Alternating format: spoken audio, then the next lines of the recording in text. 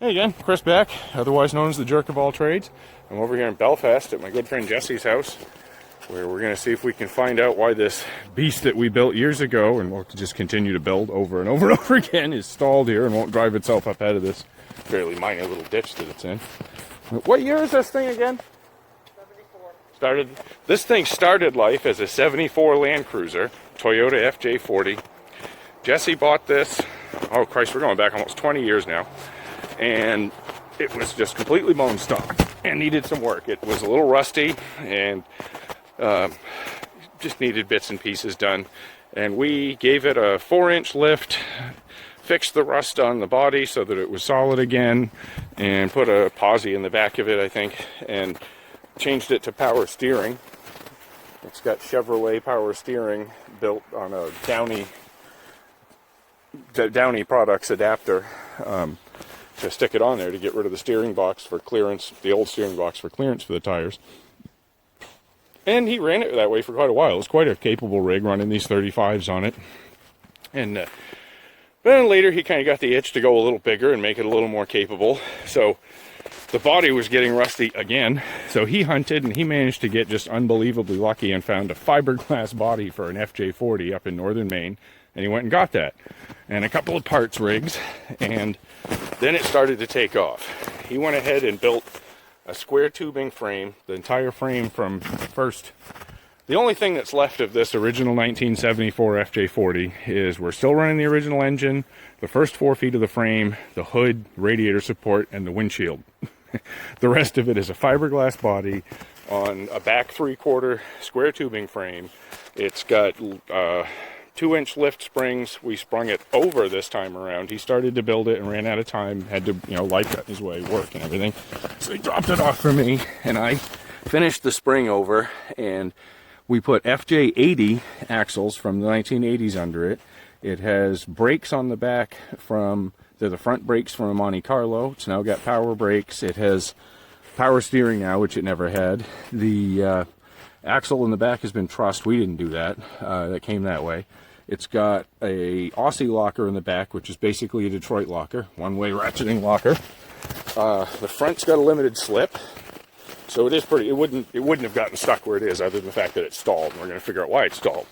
It now has GM HEI ignition on this massively expensive distributor that then turned out to be a dud, and I had to re-engineer it. I'll go into that later.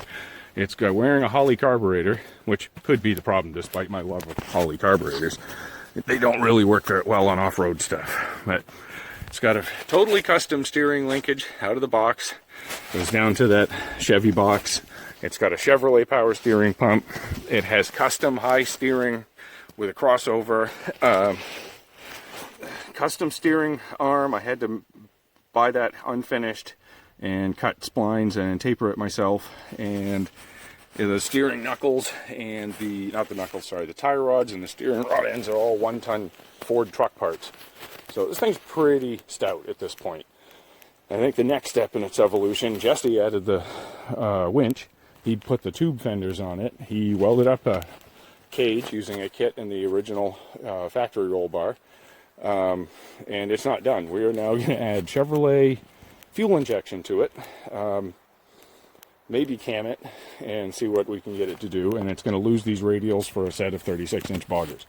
But right now, we need to get it out of here. We either need to get it to start or get the winch fired up and pull it forward and get it turned around. But one way or another, we need to get this thing out of here. Well, first off, let's see if this thing's got any fuel in its carburetor.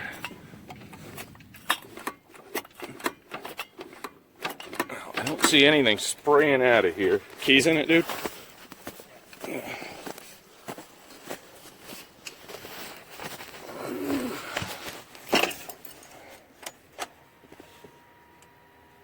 I hear Mr. Fuel Pump running. Yeah, before I even do this, you might as well.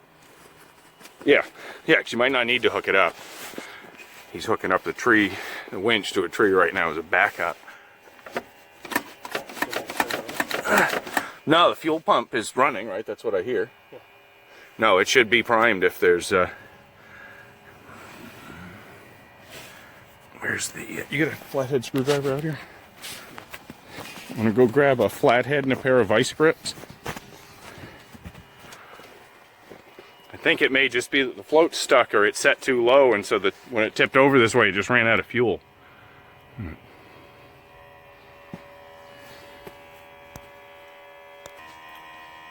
On second thought, I just noticed that the fuel filter, we're gonna have to move that something in a good place, is only half full, and that pump does not appear to still be pumping. So, he said it's full of gas, so it could be we've got something else going on here. Maybe the fuel pump is broken. I mean, it's certainly not pumping. I don't know if it's the pump or if the pickup is falling off inside the tank. Very possible. Possibly. Well, there's no filter in the tank on this. Oh, back way. There's no filter in the tank on this, right? It's just a pickup down into the tank. Exactly. I don't remember you. I think you plumbed that. So. Good. How hard is it to get to? We gotta take the passenger seat out. Right, stay on that. We'll just see if anything comes out. Which I need to do anyway, so I don't really mind. It's definitely not, the floats aren't just closed in the carburetor. That's definitely not pumping. So let's figure out why.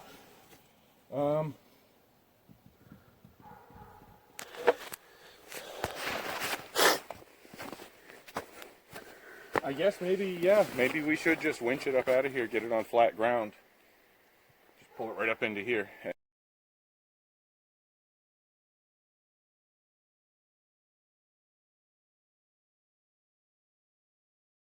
Alright, we got the thing out of the hole it's in. Now we're going to see if just putting it level. No, just turn the key on. No, on, just so it primes. Because the fuel line's unhooked right now anyway. Just want to see if there's fuel coming out of it. Doesn't look it, and I'm not hearing the tone of that pump change at all either. It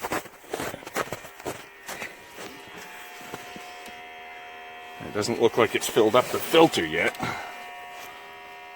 No, we should have fuel gushing out of there. We got something wrong there, definitely. Well, we've determined that it is not picking up a prime from the tank. We put the thing level, we winched it all out on level ground. Fuel pump's not priming. We think the fuel pump is fine. It's always been fine.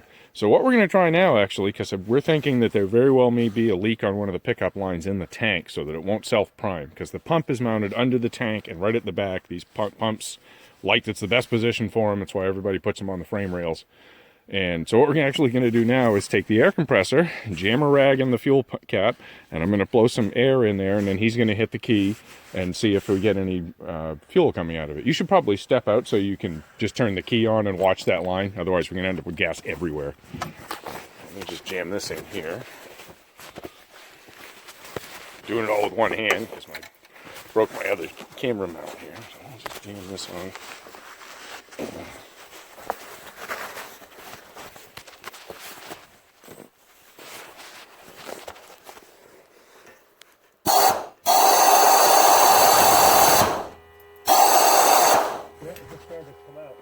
Is it pumping now? No, it started to drip out. Try it again. Get a better seal on this thing somehow.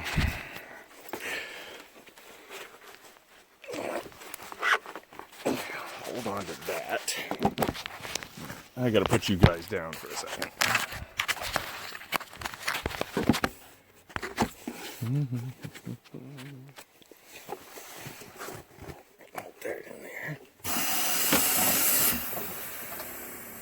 I mean, I just pressurized the tank. It's still coming out. Good now. Okay. All right, so that actually worked. Now does it work on the pump, though? Whoa! Drop the air compressor. Oh. There we go. There.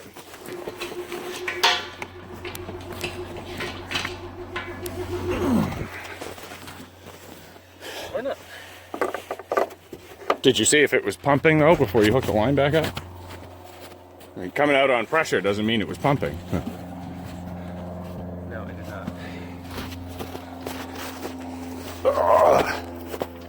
Well, hang on a second. Let me just check the...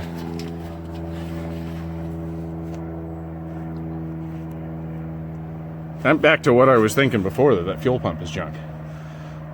Can you hear it running? I can't hear it with the airplane going overhead. No, it's pumping like crazy. There we go.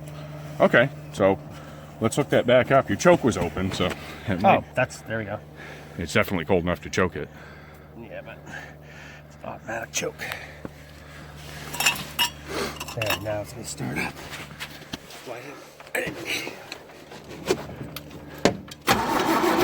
Choke's wide open.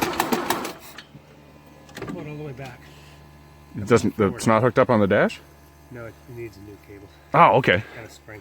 It needs to get pushed forward. I mean. It actually gets stuck. Oh, it was stuck. Yeah, go ahead.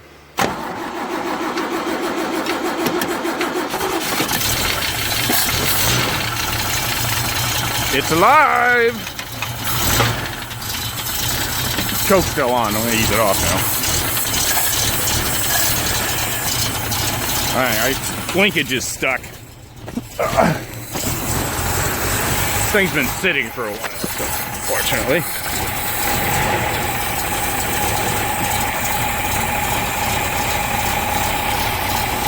There it goes.